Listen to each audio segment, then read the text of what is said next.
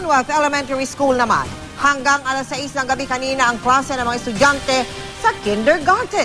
Hinati na kasi sa 4 na shift ang tig-3 oras ng klase ng mga kinder. Kaya naman ang mga estudyanteng edad 5 hanggang 6 na taong gulang pa lang, alas 6 ng umaga pa lang, nagkaklase na. Nakatutok dong live si Susan Enriquez. Susan.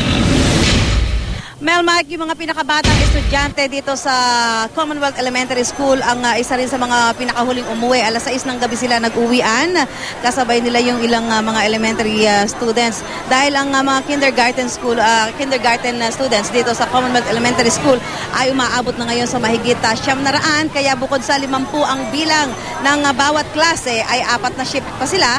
Nagsisimula ang klase alas 6 ng umaga at nagtatapos naman hanggang alas 6 ng gabi. Kaya yung nakita ho natin kanina, ilang minuto pa lamang ang nakalilipas ng makita natin magsabay-sabay na maglabasan dito sa gate ng eskwelahan ang mga estudyante. At ayon naman po dito sa pamunuan ng Commonwealth Elementary School, ginawa na nila ng paraan para mabawasan ang bilang ng bawat klase pero mananatili ang 4 na shift ng kindergarten students. Kahit abala sa ibang bagay ang mga 5 taong gulang na batang ito, hindi alintana ni teacher. Ganyan daw talaga ang mga kindergarten. Karamihan, aligaga pa sa paglalaro.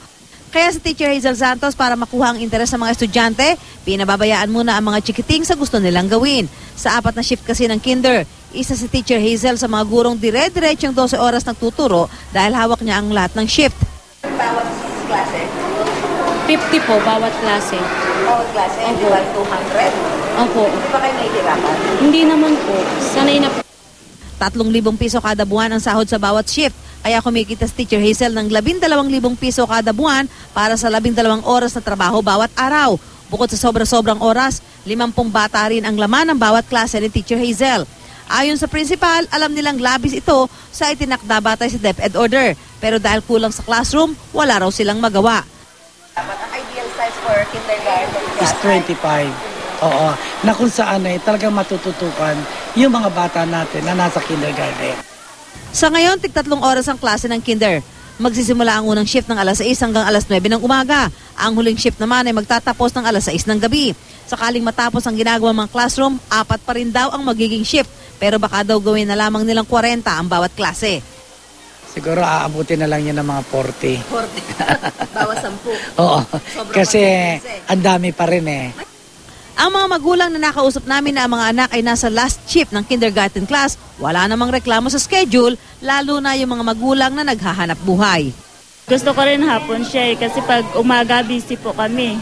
Okay lang kasi wala na rin eh. Wala na sa umaga, puno na.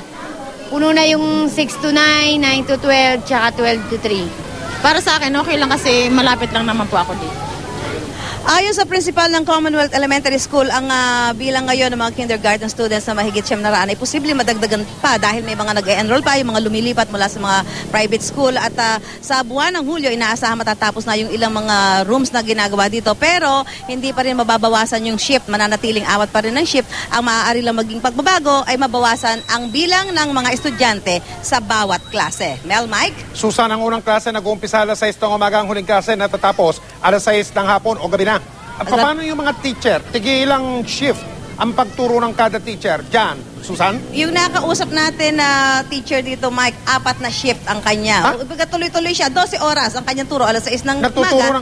Nagtuturo ng alas 6 ng umaga hanggang alas 6 ng gabi? Tama ka dyan, Mike. At ang sweldo niya doon sa bawat klase, 3,000 kada buwan. So, ibig sabihin, kung 4 na klase, 4 na shift ang tinuturuan mo, meron kang 12,000 kada buwan doon sa 12 oras na pagtuturo mo kada araw.